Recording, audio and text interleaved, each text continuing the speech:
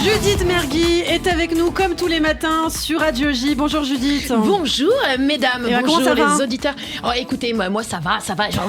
Je suis comme une folle, d'autant plus que là j'ai appris qu'il y avait eu l'ouverture des vaccinodromes. Oui. Et ça c'est un phénomène dont j'avais envie de vous parler. Parce que je sais pas pour vous, mais moi la première fois que j'ai entendu parler de ce truc, j'ai eu envie d'y aller. J'ai cru que c'était le dernier film de James Cameron déjà.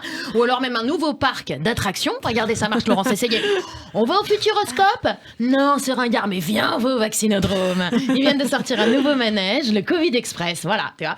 Alors, j'ai été aussi induite en erreur à cause des lieux où sont ouverts ces vaccinodromes. Vous avez vu un peu Stade de France, Zénith, Palais des Sports. C'est dingue, hein, c'est une campagne de vaccination ou c'est une tournée de Johnny? Le gros avantage de ce type de lieu, tu vois, c'est qu'on peut y faire venir vraiment beaucoup de monde. Alors par contre, l'inconvénient, c'est qu'en arrivant au Zénith de Dijon, professeur Raoult, il s'est quand même chauffé, il est monté sur scène, il a jeté sa blouse, il s'est mis à chanter un rock. Et je peux vous dire que Raoult torse nu qui gueule l'amour enchaîné, c'est vachement plus dangereux que le variant indien. Et il semblerait en plus qu'il y ait de plus en plus de lieux qui soient réquisitionnés. Mais oui, absolument, et toujours plus surprenant. Je vous parlais tout à l'heure de parcs d'attractions, mesdames. Eh bien, sachez-le, si vous ne le savez pas encore, parce que je suis un petit peu là pour voilà. Eh bien, figurez-vous que Disneyland Paris vient d'être transformé en vaccinodrome. Et moi, je trouve que c'est une idée géniale pour moi, qui a une vraie phobie des aiguilles. Moi, dès que je vois un infirmier, je panique. Alors que là, si c'est plutôt le chien qui arrive en blouse blanche en chantant That it's a small world, et il peut avoir une aiguille de la taille d'une épée de viking. Et je m'évanouis quand même, mais je fais ma petite photo avant. Mais rassurez-nous, le parc n'est pas en fonctionnement.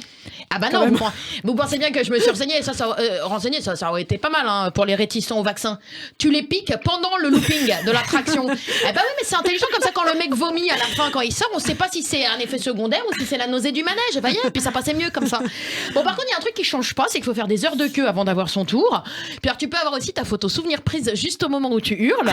Alors, oui, elle coûte 80 €. Ok, mais tu peux t'en faire un porte-clés. Et puis le vaccin est gratuit, tu chipotes pas. Voilà. Et évidemment, ceci s'adresse à un public prioritaire de plus de 55 ans. Effectivement. Et alors, c'est vrai que c'est un petit peu bizarre parce que plein d'adultes sans enfants dans un parc d'attractions qui se balade avec une aiguille dans le bras, je vous dis, ça fait un truc malsain. Ça.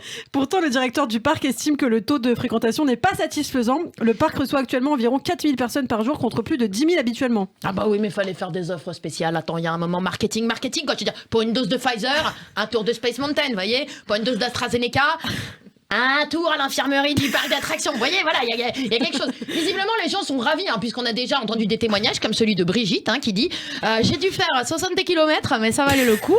J'avais hâte de me faire vacciner. Par contre, on est resté coincés dans la maison hantée. Ou alors Martine qui nous déclare j'ai rien compris, je voulais juste faire une photo avec Mini, mais elle m'a attaqué avec une aiguille. Sûrement une intermittente héroïnomane. Ouais, est-ce qu'il y a d'autres lieux insolites, Judith, qui ont été transformés en vaccinodrome? Oui, ça continue, ça ne s'arrête pas. Des hangars, des immeubles désaffectés, même plus généralement, en fait, donc, finalement, des lieux où personne ne va. Du coup, ils en ont fait un énorme vaccinodrome au siège du PS. Des gymnases et des stades ont été réquisitionnés. Alors le problème, c'est que par contre les supporters ils continuaient à venir et ils continuaient à insulter les médecins parce qu'ils étaient nuls au goal. Et oui, parce que c'est double emploi, du coup les gens se mélangent, voilà.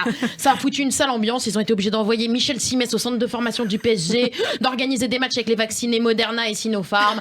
Alors voilà, tout le monde dit que le vaccin chinois il a des effets secondaires désastreux. Mais enfin, en tout cas, je peux vous dire que là, leur troisième bras qui leur a poussé, ça leur a bien servi au volet, vous voyez. Non, ce qui est sympa, c'est que certains des centres ont tenté de rendre la visite plus ludique. Par exemple, au Stade Lyonnais, qui ont la visite, la file, quand vous attendez dans la file. Mesdames, réveillez-vous s'il vous plaît. Quand on attend dans la file, on passe par les loges officielles. Alors, on peut également acheter des petits goodies, des petits souvenirs, une poupée à l'effigie de Véran, une réplique du maillot que portait Castex au cours de PS en 4e. Enfin, vous voyez, un vrai business. En tout cas, ce qui est intéressant, c'est que j'ai découvert que ces lieux reçoivent une compensation financière pour faire ça. Ouais. Et moi, je vous dis, Ilana, pourquoi pas organiser un petit vaccinodrome ici dans votre studio de radio. C'est vrai, en plus on a beaucoup de médecins ici, donc pourquoi pas, ouais. Ah bah oui, sur Radio J, moi je pense qu'on va là. Et comme ça, nos auditeurs pourraient venir nous voir se faire vacciner en même temps, belle ambiance, tout ça. Bien, c'est une très belle idée qu'on soumettra au directeur de l'antenne et au directeur de la rédaction de Radio J. Qui nous écoute. Voilà. Merci. Et écoutez, en tout cas, le message est passé. Oui, le message est passé, d'autant plus qu'on les vaccinera avec le vaccin algérien. Je vous ai pas dit, il est à base de Shorba et d'ARN de Rachita. Très bien. Là, je peux vous dire qu'on vient à bout de n'importe quel variant. Merci beaucoup, Judith Mergui. Judith qu'on retrouvera dès demain sur Radio